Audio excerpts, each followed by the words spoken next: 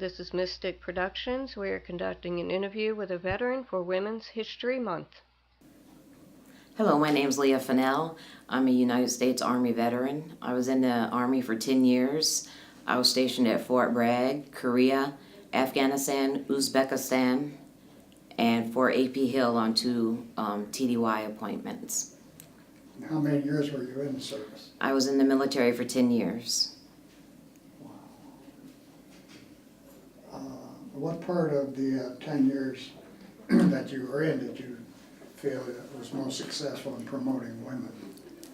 Well, the most successful job, I think, or position I had for promoting women, I worked for the Fort A.P. Hill, the Boy Scout Jamboree in 1997, and I was President Clinton's motorcade driver, and I got a picture with him, and I got accolades for that as well. So. Do you feel there's a change over the last 10 years in the way women are treated in the service? Yes, I think women are treated much better now than they were 10 years ago. We're allowed to be in combat roles now, and you know, they care more about if you have a baby, they let you stay with the baby a little longer if you're active duty. We're not seen as different. We're kind of like getting equal with the men, which is a lot better. Great. Can you tell us what happened after 10 years of service? After I returned back from Afghanistan, my husband had divorced me. He had cheated on me while I was down in Afghanistan, so I didn't come back to a family welcome. I came back to divorce papers. So I started drinking. I had really started drinking in Afghanistan because I worked for the embassy, so we were allowed to drink alcohol over there.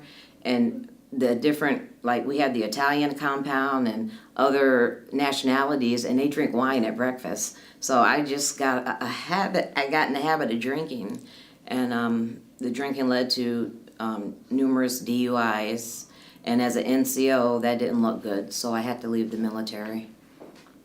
After leaving the military, after 10 years, I wound up homeless for 3 years, from 2006 to about 2008.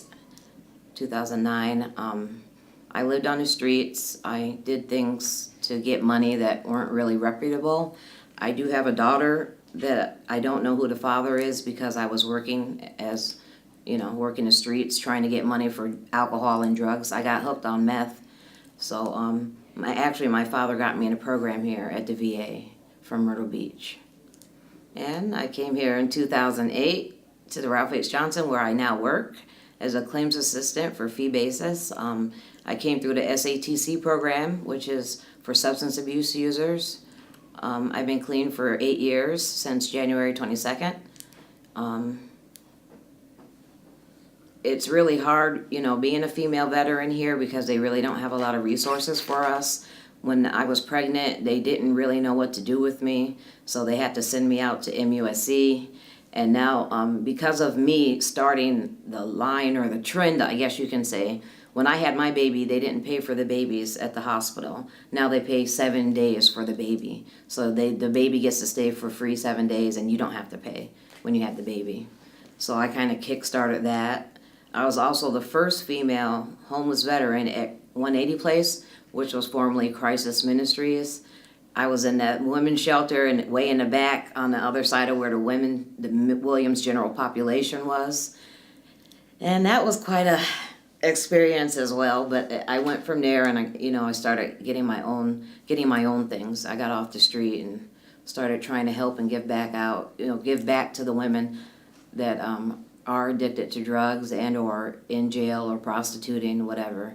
I go up to Leeds Avenue and I volunteer and talk to the ladies.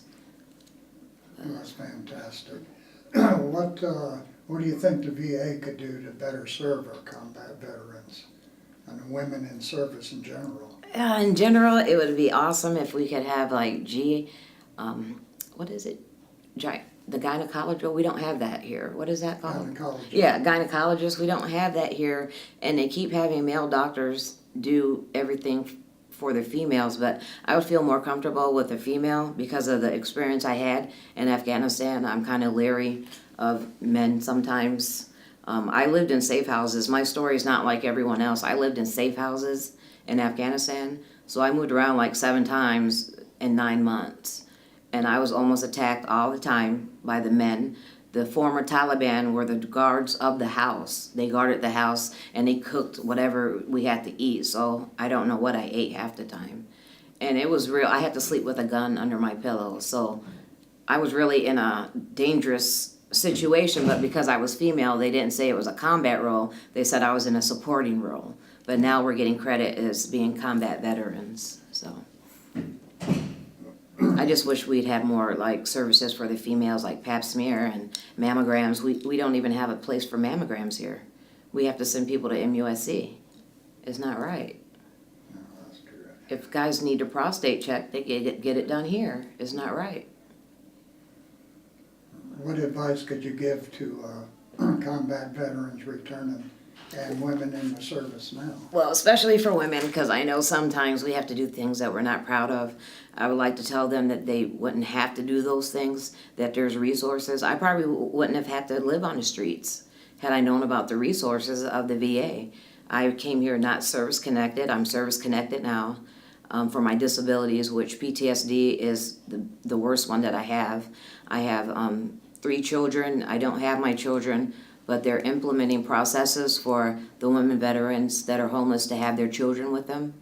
So I think that that's a great thing.